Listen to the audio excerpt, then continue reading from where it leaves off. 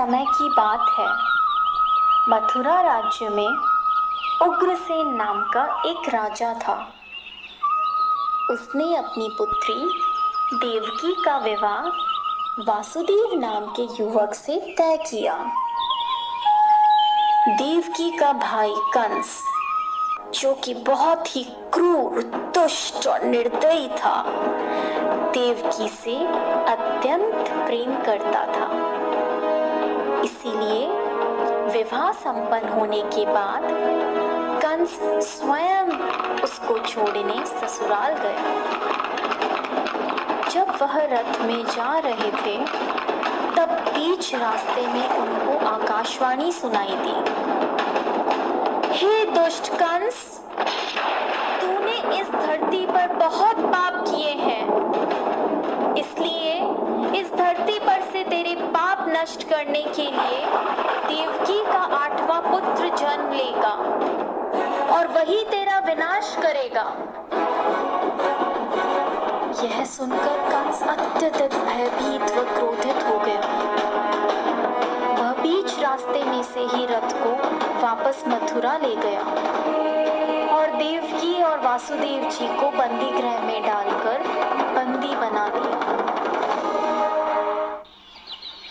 समय बीतता गया। कुछ समय बाद देवकी की पहली संतान हुई।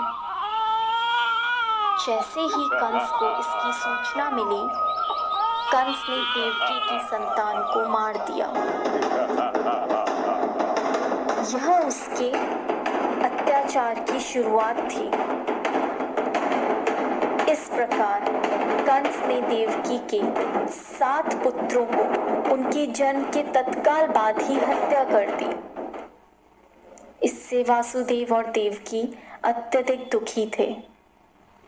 पर अंततः इस अंधकार के छटने का समय आ गया, जब भगवान ने धरती पर मानव रूप धारण करते हुए जन्म लिया। उस दिन घनघोर अंधेरा था और तेज वर्षा हो रही थी।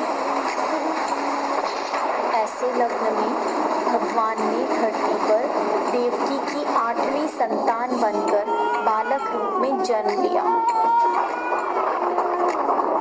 जन्म लेते ही वहां एक दिव्य प्रकाश प्रकट हुआ और उस प्रकाश में से श्री विष्णु भगवान ने अपने पूर्ण अवतार में दर्शन दिए और वासुदेव से कहा, हे वासुदेव, मैंने इस धरती पर कंस जैसे दुष्ट और अत्याचारी मानव का विनाश करने के लिए कृष्ण अवतार में जन्म लिया है। अतः मैं आपसे विनती करता हूँ कि आपके दोस्त नंद के घर ले चलें, जहाँ उनकी पत्नी यशोदा ने बालिका को जन्म लिया है। उस बालिका को यहाँ ले आकर मुझे यशोदा के बगल में सुला दें। ऐसा बोलकर भगवान अंतर्ध्यान हो गए। भगवान ने एक शिशु का रूप धारण किया और एक चमत्कार हुआ। वासुदेव और देवकी पीड़ी मुक्त हो गए। कारागार के द्वार अपने आप खुल गए। जेल प्रहरी गहरी निद्रा में सो गए और ऐसे समय वासुदेव उस बालक को लेकर नंद के घर चल पड़े। तेज वर्षा के कारण यमुना नदी का बहाव बहुत तेज था, पर यमुना नदी ने वासुदेव और उनके पुत्र के लिए रास्ता बना दिया और शेषनाग ने प्रकट होकर कृष्ण भगवान को अपने फन फैलाकर तेज बारिश से बचाया। आखिरकार वे नंद के गांव पहुंचे और कृष्ण को यशोदा की बगल में लेटाकर उनकी पुत्री को वापस बंदी गृह ले आए।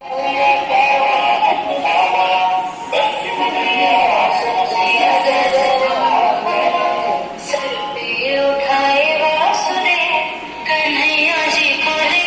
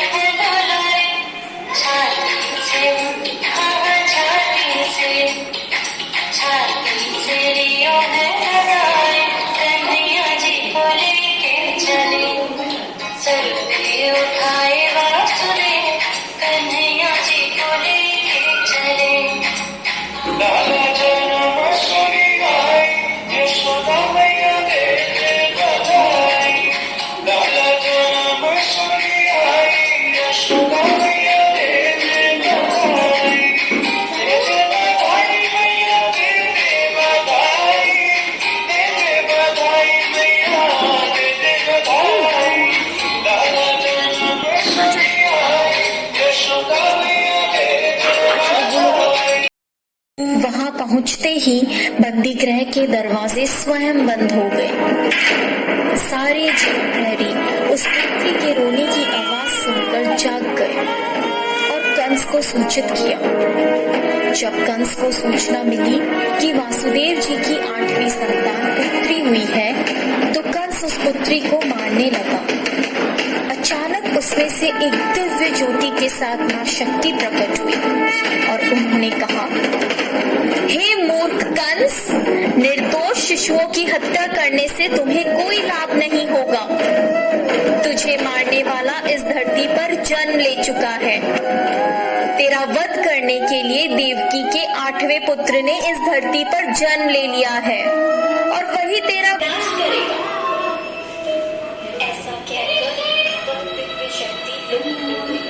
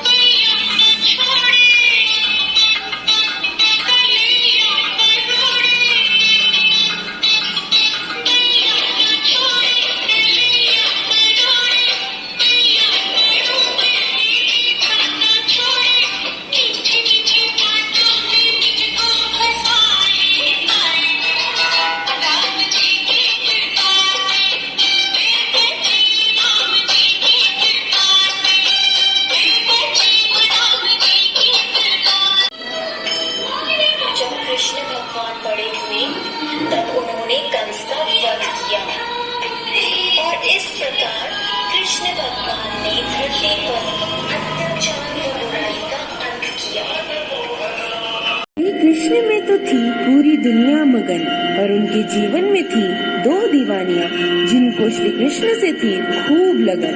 एक थी उनकी भक्ति में लीन मीरा जो उनकी दासी कहलाई, एक थी राधा रानी जो उनकी प्रेमिका कहलाई। मीरा के प्रभु गिरिधर नागर, राधा के मनमोहन। राधा नित्य श्रृंगार करे और मीरा बन गई जोगन। एक रानी एक दासी दोनों हरि प्रेम की प्यासी। अंतर क्या दोनों की तृप्ति में बोलूं, अंतर क्या दोनों की तृप्ति में बोलूं। एक जीत न मानी एक हार न मानी, एक जीत न मानी एक हार न मानी। ऐ द्वारपालो,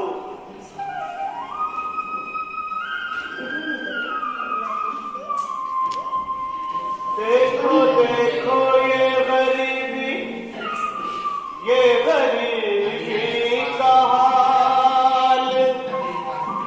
कृष्ण के दर पे विश्वास लेके आया हूँ।